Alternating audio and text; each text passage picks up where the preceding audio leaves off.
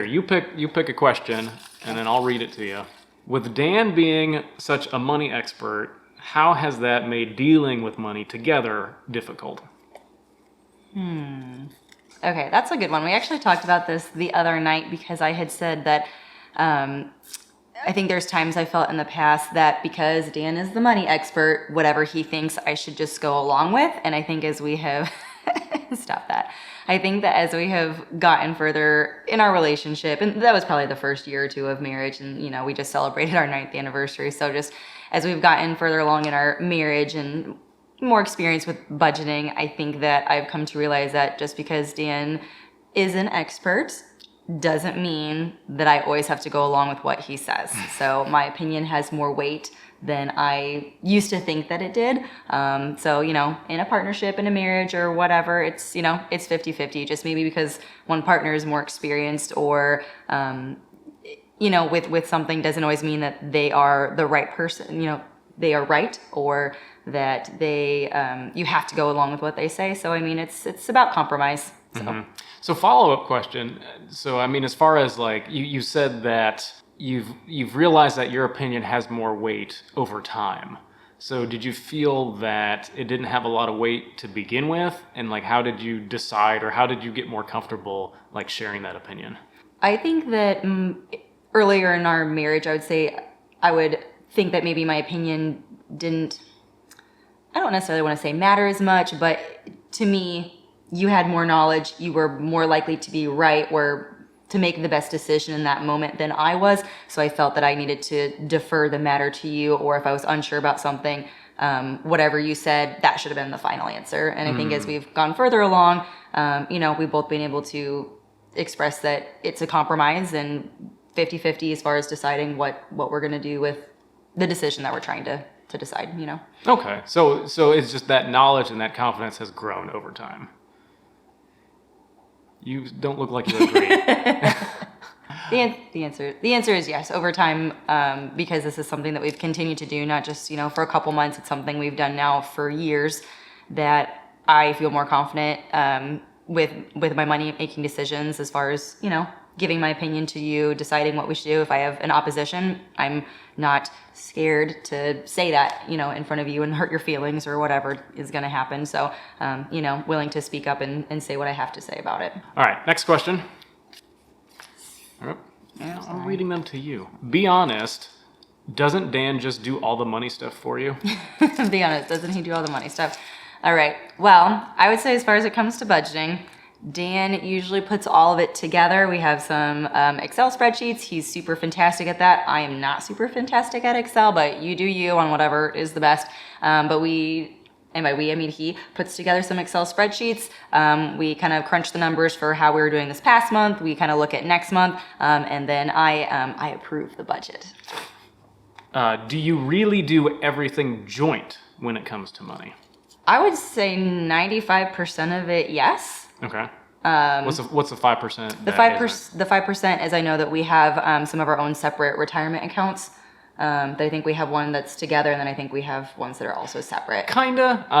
So this, I get, okay, now the coaching is coming out, is that when it comes to IRAs and 401ks, you can't have like a joint retirement account per se. So like we each have our own IRAs, but we do have like a joint investment account. So it's not a retirement account per se, but we do have joint bank accounts. But I think this also is to say, that 5% is also, what about like fun money? Okay. That's okay. Fun money is a hot phrase in our house. Yeah. For that, again, we, I think, decide together how much we're going to get for each month as far as like dividing the money up. But again, the point of fun money is that I can spend it on whatever I want, no judgment. He can spend it on whatever he wants, no judgment. So, I guess if you want to count that in the 5%, that's fine. But deciding how much we get, we still decide that together. Did you talk about money before you got married? Did we talk about money before we got married? I remember one time, I think your sister actually had given us this book. I think it was called 10 Great Dates Before You Say I Do. And I think each you did you would read a chapter of the book, and then you would go on a date and you would talk about that chapter like every week. And just maybe kind of talk about some of the more difficult things as far as do you want to have kids, or Do you want to, about money or whatever else it was that maybe you previously hadn't talked about. It just gave some, stories or examples of other couples. And one of them was like, we're going to have our each own separate account and then we'll have a joint account together. And we're like, that sounds like a good idea. Let's do that. But then we didn't. No, yeah, and that's how I remember it. It wasn't right away. No, because from what I remember was that we were still living in the apartment and trying to budget and everything together, and then we moved here to the house, and we had community bank was like across the street. So we're like, well, if we're just gonna move, why don't we move all of our money to that bank because it's close? And then that's when we got our joint accounts. It really was laziness. Like there you go. It wasn't until we had like the opportunity, like, oh, we're gonna open new bank accounts. Let's just make them joint and call it a day. And I don't remember any fight over that. It was convenience. It wasn't like anything else. How much of the budgeting work do you do? What do you handle and what does Dan handle? Okay. Well, like I said earlier, he does take care of keeping up to date with all the spreadsheets and stuff because he's a little bit more tech savvy than I am. That's good. However, I try to provide a lot of the different numbers as far as like if I know I've got niece and nephew's birthday coming up next month, how much money we want to budget for gifts, how much as far as like what our veterinary bills are going to be that month for our dogs, food, meds, etc. Because we always try to budget a month ahead.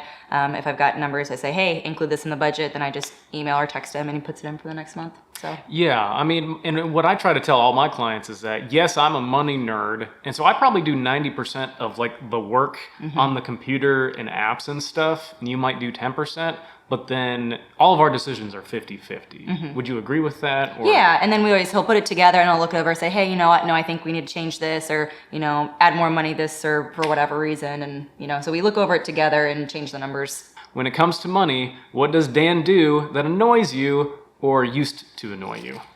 That's a tough one. Okay. And not because there's anything I'm like, ooh, I better not say this on the camera. I'm gonna hurt his feelings. Like, that's not a that's not a thing.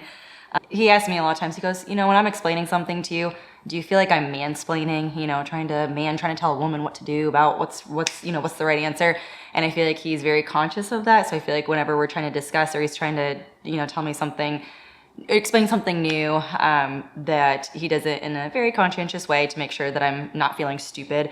He's gotten very good at that over the years, so there may have been a little bit of that in the beginning because, ooh, Dan's the money expert. But again, as we've gotten over the years and he's, obviously has great coaching skills, that he's been able to make sure that I don't feel that way. This message has been brought to you by Adulting with Money.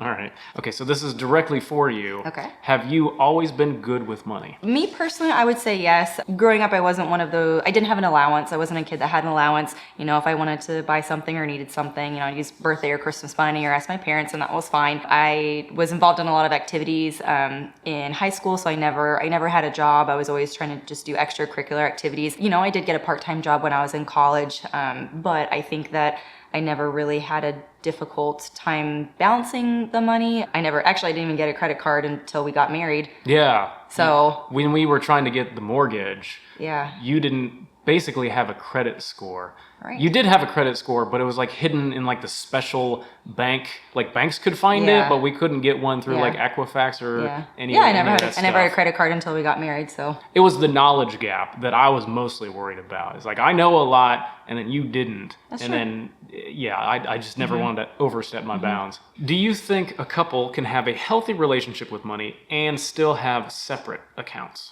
I think you can, and I think sometimes I feel like the age that people get married is a little bit older than it used to be maybe a couple of decades ago. So I think at that point, a lot of people are already set in their career. And so maybe they're, just either trying to protect themselves or just choose that's what they want to do with their adult life and keep their bank account separate. And that's fine. I think as long as you and your partner are on the same page about it and still communicate about it. I know it can be tricky, especially if maybe one partner is bringing in extra like debt into the relationship or things like that can definitely be a little bit tricky to work around. I think communication is part of it and just making sure that you talk it out and everyone's on the same page.